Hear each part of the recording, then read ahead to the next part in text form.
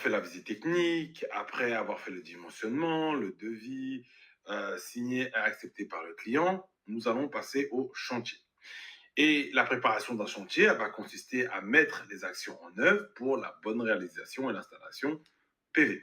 Plus vous allez faire une bonne préparation de l'installation solaire à venir, plus elle va être simple, facile, et vous allez pouvoir faire une installation solaire qui va être la plus simple en raccordement possible. Pour préparer un chantier, l'entreprise elle va devoir faire plusieurs étapes. Identifier les équipements solaires installés, identifier les différents matériels et outils qui vont servir sur le chantier pour éviter justement de se dire ah ben on a oublié tel ou tel outil donc il faut retourner, donc perdre du temps.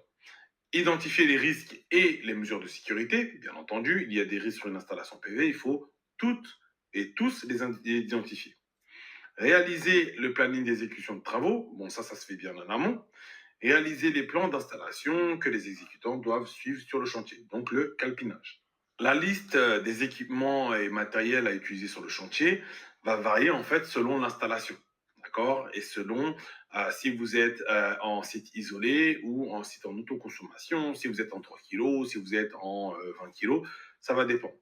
Pareil pour les structures de fixation pour les panneaux solaires. Hein, ça va dépendre si vous êtes en toiture en ardoise, toiture mécanique, en tuile plate, etc., etc.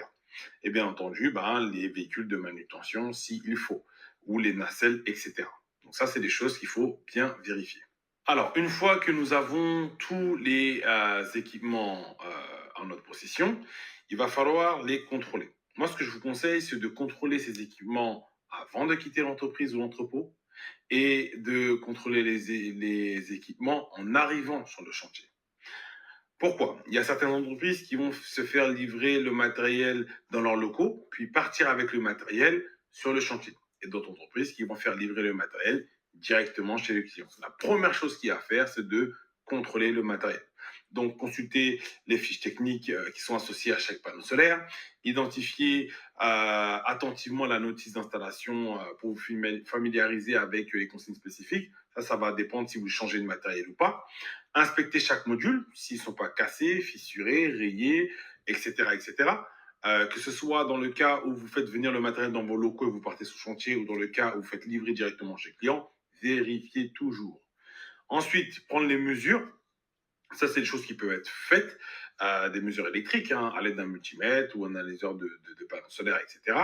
Analyser le bon état de la batterie, pareil avec un analyseur de batterie, ça on peut le faire, ou de vérifier que l'onduleur ne présente pas de défaut pouvant provoquer un dysfonctionnement. Est-ce qu'il n'est pas tombé entre-temps? Est-ce qu'il n'a pas de fissure? Est-ce qu'il n'a pas des connecteurs de cassés, etc. Vérifier tout ça, c'est très important. Après le matériel, on passe aux EPI, les équipements de protection individuelle. Chaque personne présente sur le chantier doit porter ses EPI. Un casque pour justement permettre de prévenir des chutes d'objets. Par exemple, un panneau solaire peut très bien tomber du toit si vous êtes en bas. Si vous prenez un panneau solaire sur la tête, croyez-moi, vous finissez à l'hôpital. Les chaussures de sécurité, obligatoire, hein, ça, il n'y a pas de problème avec ça. Hein, on prend les chaussures avec des semelles antidérapantes si possible, parce que si vous allez sur les toitures, il suffit qu'il y ait un peu de mousse et de l'eau, vous pouvez glisser. Donc, faites attention. Gants de protection, de manutention, etc. Harnais de sécurité obligatoire. Lunettes de sécurité aussi pour vous protéger hein, en cas où vous devez manipuler des choses et de la poussière ou autre. Et des protections auditives. Bon, ça c'est dans les très rares cas où vous allez avoir des installations où il y aura des travaux qui sont bruyants. Mais voilà, c'est les équipements qu'il faut avoir pour chaque personne présente sur le chantier. Après les EPI, bien entendu, il y a les EPC, les équipements de protection collective. Ces équipements-là, ben, vous pouvez avoir une longe avec absorbeur d'énergie. Donc ça, c'est quand vous allez travailler en hauteur pour vous permettre justement d'éviter que vous tombiez. Le stop chute aussi, hein, pareil, c'est un dispositif qui permet de freiner ou d'arrêter une chute. Hein, et un dispositif de verrouillage qui permet justement de bloquer l'accès à un chantier. Ensuite, vous allez avoir la perche d'accrochage hein, qui va permettre de manipuler des dispositifs en hauteur. Okay, si vous devez accrocher par exemple un câble, ligne de vie ou autre. Et après, il y a la ligne de vie temporaire. Donc la plupart du temps, vous allez mettre des lignes de vie temporaire. Vous allez vous attacher soit à un arbre, soit en passant la corde de l'autre côté de la maison et en fixant la corde à la voiture, au camion, par exemple. C'est des choses qui peuvent être faites. Mais bien entendu, les clés, vous les gardez dans votre poche. N'allez pas donner les clés à votre collègue ou autre. Ne les déposez pas sur une table. Parce qu'il se peut que, et c'est déjà arrivé, que vous êtes attaché justement à la voiture et derrière, il y a votre collègue qui, malheureusement, va prendre les clés, prendre la voiture, partir pour la récupérer, je ne sais quoi, et va vous emporter. C'est des choses qui peuvent arriver et qui arrivent. Donc, on essaye au maximum de se sécuriser comme on peut. Mais bien entendu, on utilise un échafaudage. Donc, vous allez faire les points d'ancrage au niveau de la toiture aussi, qui vous permettent justement de vous accrocher et d'accrocher votre ligne de vie, tout simplement. Et après, il y a tout ce qui est ceinture, porte-outils, etc.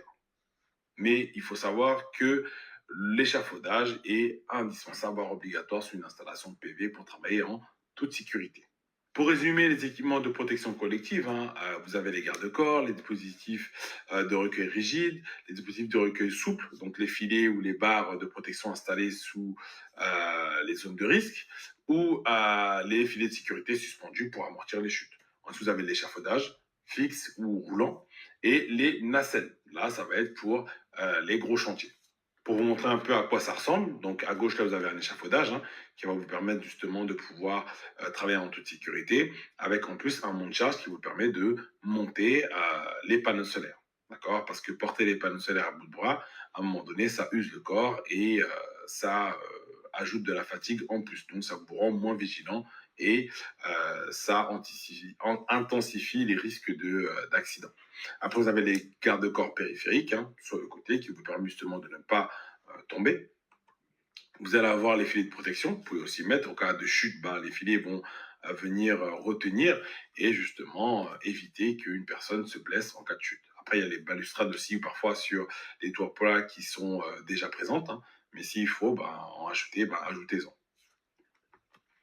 Et vous allez avoir ici les aisselles de toit aussi. Des aisselles de toit, de couvreurs qui sont aussi indispensables, moi je le dis toujours, et une échelle de toit, ce qui vous permet justement de pouvoir monter sur le toit en toute sécurité sans casser les tuiles et vous permettre aussi de pouvoir vous déplacer sur le toit. Donc vraiment, c'est quelque chose d'assez indispensable.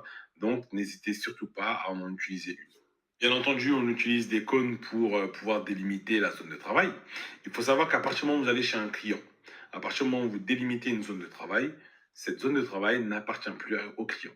C'est votre propriété. Même si vous êtes chez le client, c'est votre propriété. Le client n'a pas droit de mettre un seul pied dans cette zone-là. Clairement, il faut être assez ferme avec ça, leur expliquer que c'est des zones où vous n'avez pas droit d'entrer. Il peut y avoir des clients qui sont assez curieux, donc venir regarder un peu ce que vous faites. Dites-leur que vous n'avez pas droit de dépasser cette ligne-là. Même pour regarder, même pour je ne sais quoi, ne les faites surtout pas rentrer dedans parce que s'il y a un problème, vous l'avez autorisé à rentrer alors que normalement il ne doit pas y rentrer s'il y a un problème, un accident, c'est pour vous. Par contre, s'il rentre sans votre autorisation, s'il y a un problème, c'est pour lui. Donc faites attention à ça. D'accord? Alors, quand vous allez arriver sur